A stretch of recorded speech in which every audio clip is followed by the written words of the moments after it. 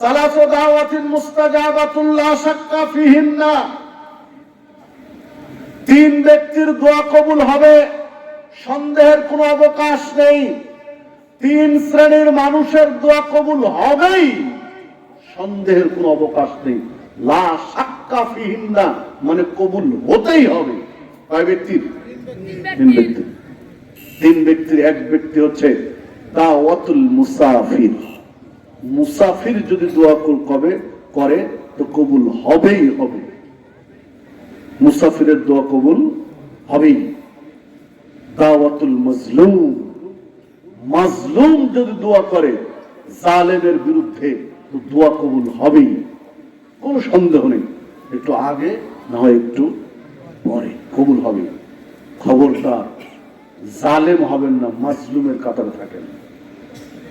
জালেম হয়েছেন মানে বিপদে পড়েছেন, জালেম হয়েছেন মানে নিশ্চিত আপনার বিপদ সামনে আছে। একটু দেরি হবে না, একটু আগে বাবা আগে বাবা। মাজলুম হন, বিজয় আপনার হবে। ইতিহাস তার প্রমাণ। নমরুদ জালেম ছিল না মাজলুম ছিল? জালেম। মাজলুম কে ছিলেন? মুসা আলাইহিস সালাম। সারা পৃথিবী খুঁজে একজনের নাম বের করতে পারবেন যার নাম নমরুদ? পারবেন? মুসা পাওয়া যাবে না? যাবে না? হাজার হাজার মানুষের নাম মুসা। দেখেন জালেম ইতিহাসের আস্থা করে নিক্ষিপ্ত হয়েছে, আর যে মাজলুম ছিলেন তিনি মানুষের শ্রদ্ধায় ভাসছে। ফেরাউন জালেম ছিল না মাজলুম ছিল? জালেম ছিল। ফেরাউন একজন আছে গোটা পৃথিবী খুঁজে ফেরাউন নামে।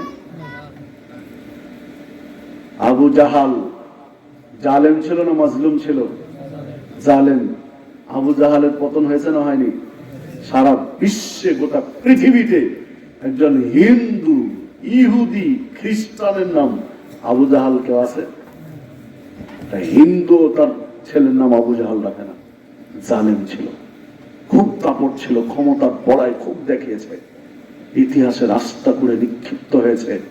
মাজলুম ছিলেন মুহাম্মদুর রাসূলুল্লাহ সাল্লাল্লাহু আলাইহি ওয়াসাল্লাম। দেখেন নাম শুনে আমরা বলছি কি সাল্লাল্লাহু আলাইহি ওয়াসাল্লাম, ভক্তি ভরে শ্রদ্ধা করছে।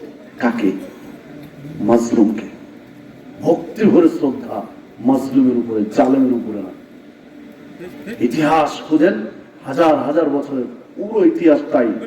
জালেমকে মানুষ শুধু তার জুলুম থেকে বাঁচার জন্য তৎক্ষণাৎ কিছু তো সমাধি করে, সব জুলুম থেকে বাঁচার জন্য নম করে, না হলে জুলুম করবে, এই জুলুম থেকে বাঁচার জন্য করে, স্থায়ী নয়। আর মাজলুমকে মানুষ হৃদয় থেকে শ্রদ্ধা করে যুগ যুগ ধরে। সম্মানিত উপস্থিতি, বাংলাদেশের প্রেক্ষাপট তো নতুন করে বলার দরকার আছে? দরকার নাই। জালেম হবেন না, মাজলুম হন। আল্লাহ রাসূল সাল্লাল্লাহু আলাইহি ওয়াসাল্লাম বলছেন, আমি তোমাদের জয়ীফ দুর্বলদের মাঝে থাকতে চাই। আল্লাহ রাব্বুল আলামিন দুর্বলদের কারণে পৃথিবীতে রিজিক পাঠান, জালেমদের জন্য না। আল্লাহ রাসূল সাল্লাল্লাহু আলাইহি ওয়াসাল্লাম মুআজকে যখন ইয়ামানে পাঠাচ্ছিলেন দ্বীন প্রচারের জন্য, তখন নসিহত করেছিলেন, খবরদার তুমি জালেম হবে না, মাজলুম হয়ে থাকবে। কারণ মাজলুম আর আল্লাহর আরশের মধ্যে কোনো পর্দা থাকে না। মাজলুম যা বলে আল্লাহকে, আল্লাহ সেটাই মেনে নেয়, আল্লাহ কবুল করে নেয়। সহিহ বুখারীর হাদিস। বিধায় মাজলুমের বদদুয়ার কবলে পড়বে না। আল্লাহ রাসূল সাল্লাল্লাহু আলাইহি ওয়াসাল্লাম বলছেন, তিন শ্রেণীর মানুষের দোয়া কবুল হবেই, তার দ্বিতীয় শ্রেণী হচ্ছে কি? মাজলুম। তিন নম্বর হচ্ছে দাওয়াতুল ওয়ালিদি আলা ওয়ালাদিহি, পিতা মাতা যদি সন্তানের জন্য দোয়া করে কবুল হতেই হবে, নিশ্চিত কবুল হবে, সন্দেহের কোনো অবকাশ নেই। পিতা মাতার দোয়া কবুল হবে সন্তানের জন্য, সন্দেহের কোনো অবকাশ নেই। সন্তানের জন্য পিতা মাতা যদি ভালো দোয়া করে সেটাও কবুল হবে, যদি বদ দোয়া করে সেটাও কবুল হবে।